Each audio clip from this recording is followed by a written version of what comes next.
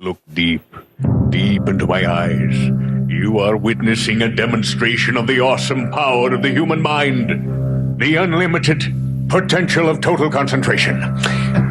My mind is totally focused, able to maintain absolute and utter control. A mind such as this is a powerful force. It could even rule the world. Hey! Huh?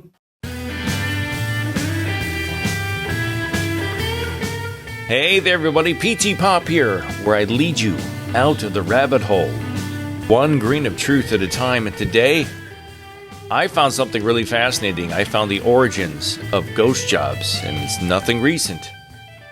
A lot of fun. So this is a wild one, so buckle up for safety, my friends. We shall dive right into this today. Before I get to this fine topic, I want to introduce you to this poster behind me. This is a poster from my first documentary, The Artist, a documentary. I know, it's a very clever title. But this is an award-winning documentary. This is the first documentary I ever created. Back during COVID, I created this with my friend Logan Rogers and Rusty Harden and a variety of other fine, talented artists, discussing the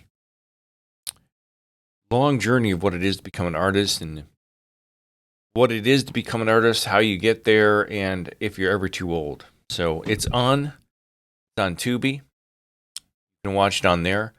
It's all over. It's on YouTube. I've got it here. Check it out. That's some shameless self-promotion. Shameless self-promotion. But so in the past, I have discussed ghost jobs a couple of different times, and we've all run into them. I know you have. Blood of an alien.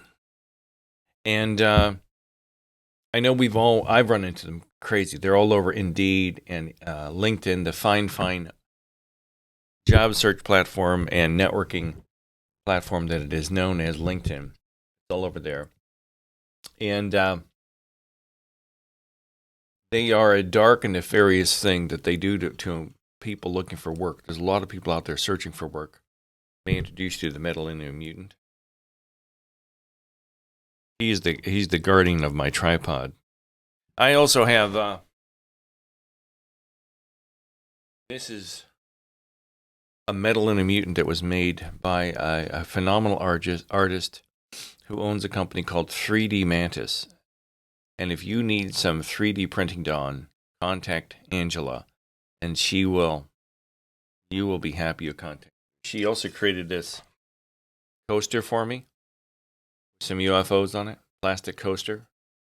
Great work, 3D Mantis. So check out 3D Mantis. You can find her on Instagram. It's 3D_Mantis. Oh, I didn't turn on my moon, my friend. My moon. About my moon. All right, everybody. So let's jump right into it here. So I was doing some research and I found this channel called The Outer Fringes. The Outer Fringes. And they have a video here called Andrew Carnegie's Ghost Job Tactics. And this is pretty fascinating. I believe it's authentic. It looks like it's AI generated like an animation. But I looked it up on ChatGPT, and this is true. So let's jump right into this. This is just a short 1 minute and 22-second video that discusses Andrew Carnegie's involvement in ghost jobs. So let me jump into this here. We'll just blow this up big. We'll let the Outer Fringes tell us about it here. The Outer Fringes. Now that doesn't look anything like Andrew Carnegie. I have to tell you that right now. Andrew Carnegie's steel empire transformed America, fueling unprecedented industrial growth and urbanization. See, he said it much better than I did. But in 1892, tensions erupted at the Homestead Steel Works, where Henry Clay Frick employed controversial tactics like ghost jobs as to break the strike unsuspecting workers arrived to find themselves unwitting strikebreakers, leading to the union's defeat. So what this guy Frick did is they were having issues with the union that oversaw the employees at these steel mills. And he created a whole bunch of jobs that weren't real. And they didn't call them ghost jobs back then, but they plastered these job openings in the classified sections of papers around the country. And men flocked to this area unwittingly, not knowing that the steel mill was on strike and they were going to end up becoming scabs. So he did this to try to get rid of the unions. This strategy spread, crushing labor movements nationwide. Anti-union sentiment grew with yellow dog contracts and open shop policies. But gradually, public sympathy began to shift towards labor. I love this AI here. I know this is AI. Look at this. I don't know what is happening here. But this guy in the hat, the boulder hat or whatever this is, next to the lady, is he doing a magic trick?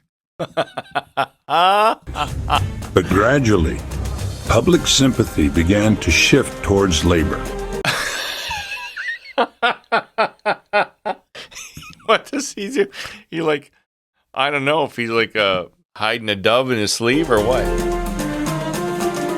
In 1913, the Department of Labor was established, and in 1935, the National Labor Relations Act was enacted, ushering in a new era of worker protections.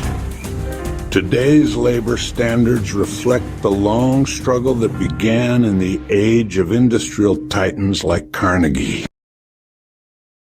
So let's go back over. So let's go back to my initial discussion about ghost jobs, because ghost jobs, in my opinion, are a very dark and nefarious thing that companies use either just to gather information or pad their deck of resumes today. It's a totally different thing today. They're not trying to break labor unions today with ghost jobs, at least as far as I know. But let's think back to this. This guy Carnegie and his cohort here, they were very dark and nefarious people. They were brutal SOBs that would do anything to make sure that they were at the top of the hill, top of the heap, the big dog in the steel mill, and they didn't want the unions pushing them around. And even these guys back then were doing things to break the will of the worker and bring in cheap labor. So this entire thing has been around for 100 years, over 100 years. So corporate America has always been dark and evil, is my point. They've always been up to no good. They've always been trying to exploit the worker so they can make the most money off it. That's the name of the game. But the good thing that came out of it was the enactment of the Department of Labor and then the laws that came up afterwards. The Department of Labor was established in 1913 to try to help protect employees. And in 1935, the National Labor Relations Act was enacted, ushering in a new era of worker protections. Now, the National Labor Protections Act, I'm not going to go in a lot of detail about that, but at least something good came out of this evil. And the National Labor I cannot talk today, man. The National Labor Protection Act was designed to try to help give some protection to workers in the country. Now, I beg to differ because, in my opinion, from what I've seen in these corporations, the minute you agree to a job, from the first day of that day you work at that company and you walk through the threshold of that company's doorway, and to the day you leave and you resign or get fired or laid off, you forfeit your rights as an American for the most part, because they tell you where to sit, they tell you how to dress, they tell you when to sit, where to sit, how to sit, how long to sit. They tell you what you can and cannot say. You have to have a certain decorum. If you make any mistakes, most states are an at-will state, meaning they can fire you for any reason if they don't like your shirt. I'm being facetious. I'm exaggerating quite a bit. So you're going to find that the corporations, that when you go to work for them, you basically have to live by their rules. I don't think you forfeit all of your rights, but you don't have freedom of speech in a company. You can't speak your mind in a company. You can't walk around saying, I don't like this. This isn't a good way of doing things, because they'll find a reason to get rid of you. You can't go to lunch when you want to go to lunch. You can't get on the phones when you want to get on the phones in their call center. You know, you can't come and go as you please. Your life is owned by that company. And these companies will take your soul. If they could find a way to buy your soul from you and make a profit off of it and resell it, they would do it. And this Andrew Carnegie was a dirk. He was a dirk.